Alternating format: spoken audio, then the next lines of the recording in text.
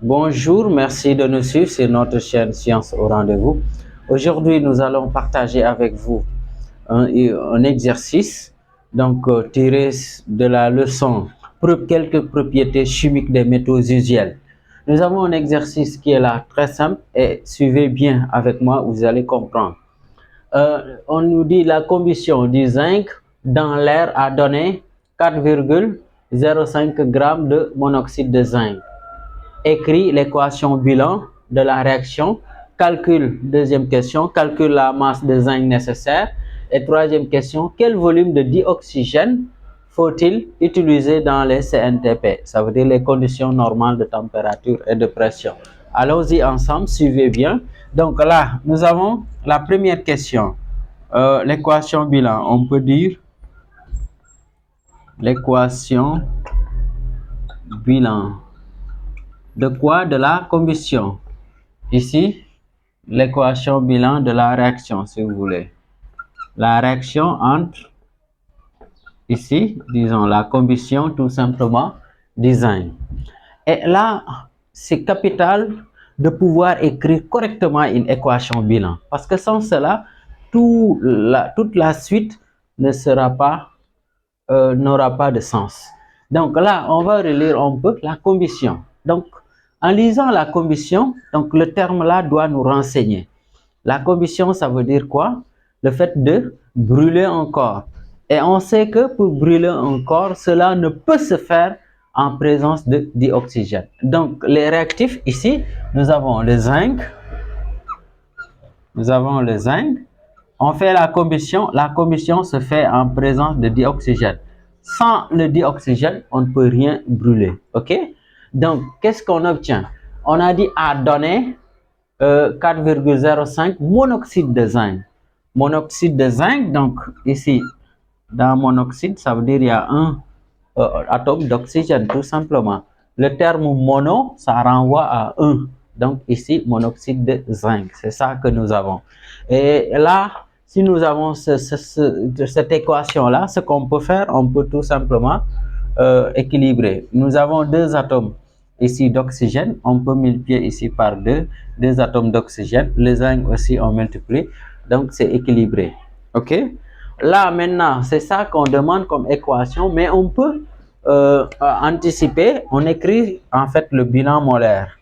Et le bilan molaire ici, on peut dire N, le nombre de moles de Zn sur son coefficient stoichiométrique 2, égale à N de O2 sur 1, égale à N de Zn O, le tout sur 2.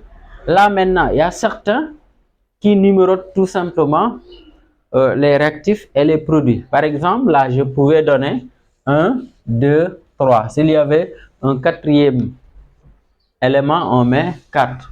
Donc, si j'avais fait cela, au lieu de mettre N de Zn, je vais mettre N de N1.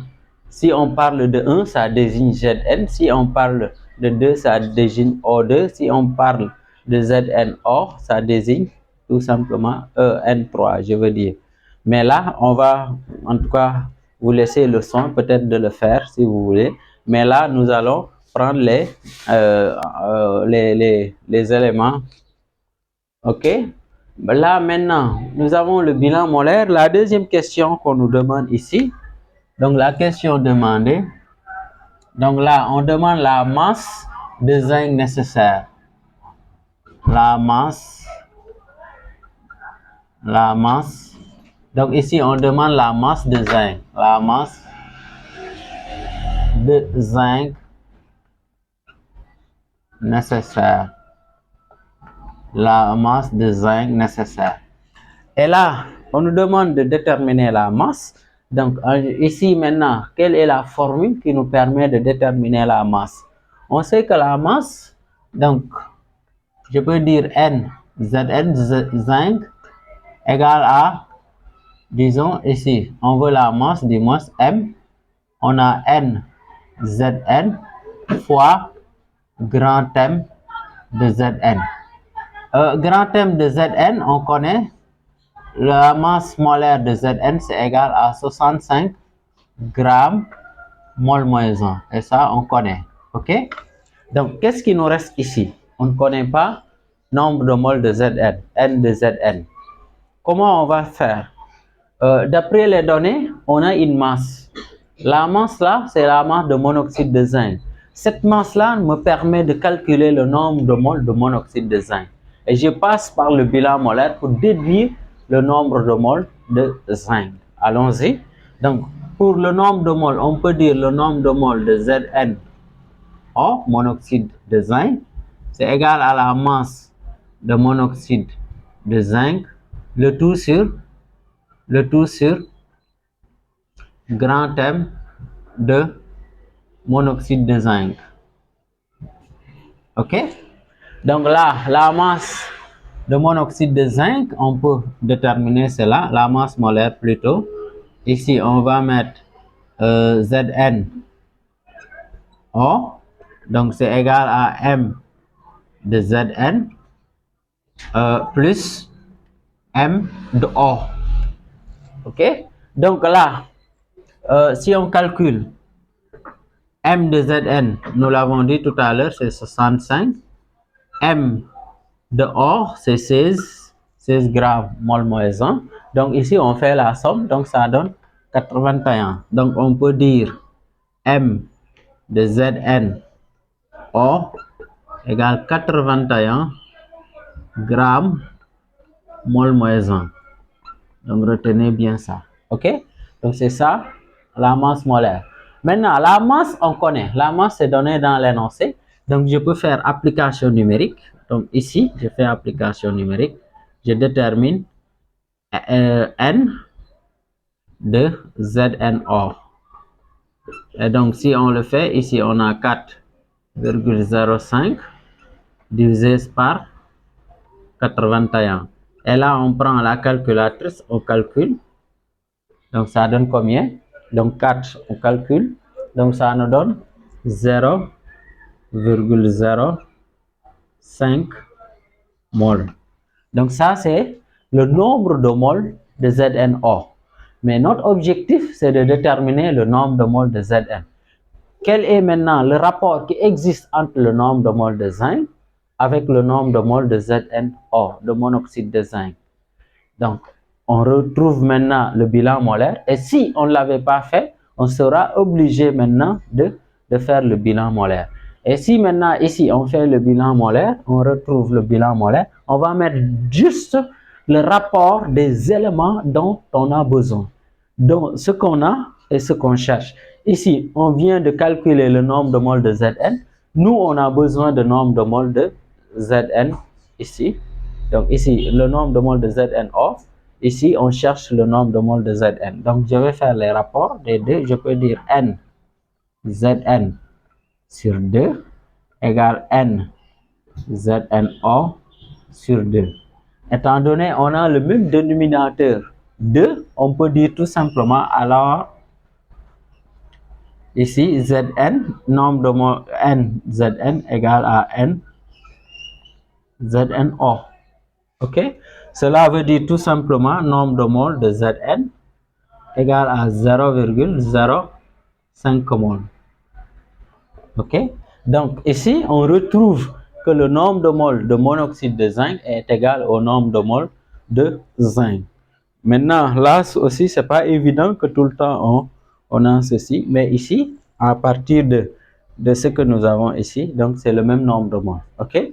Maintenant, là, la masse molaire, on l'a déjà calculée, donc on peut faire application numérique. Donc là, si on fait application numérique, regardez, donc je mets M de Zn. On avait dit nombre de moles, on vient de trouver 0,05 fois la masse molaire. Et la masse molaire de Zn, ici, c'est égal à 65. 65. Et là, maintenant, on calcule. Donc, ici, quand on a calculé, on trouve ceci. Finalement, on a la masse de Zn égale à 3,25 grammes. Et donc, c'est ça, on peut, le résultat pour la masse de Zn nécessaire pour la combustion en fait en donnant 4,05. La troisième question, on demande le volume de dioxygène à utiliser, autrement dit le volume de dioxygène nécessaire pour cette combustion. Et là, le volume, comment on détermine le volume? Donc là, on peut mettre VO2 égale à nombre de moles de O2 fois volume molaire. Dans les CNTP, on peut rappeler cela. Dans les CNTP, donc le volume molaire qu'on a noté ici, Vm égale à 22,4 litres par mol. Ok? Donc là, c'est un rappel. Là, maintenant, qu'est-ce qui nous reste à déterminer? Le nombre de moles de O2. Et comment ça se fait? Tout à l'heure, si on rappelle un peu le bilan molaire, nous avons N de Zn sur 2 égale à N de O2 sur 1. C'est ça qu'on avait. Ben là, on peut prendre Zn comme on pouvait aussi prendre Zno, parce que tous les deux, leur nombre de moles est connu. Donc, mais prenons ce nombre de moles de Zn. Et là, on fait juste une règle de 3. Ça veut dire N de O2 égale à N de Zn sur 2, tout simplement. Donc, on peut dire alors N de O2, nombre de moles, ici N désigne nombre de moles, égale tout simplement N de Zn sur 2. Et là, on peut essayer de faire ça, application numérique.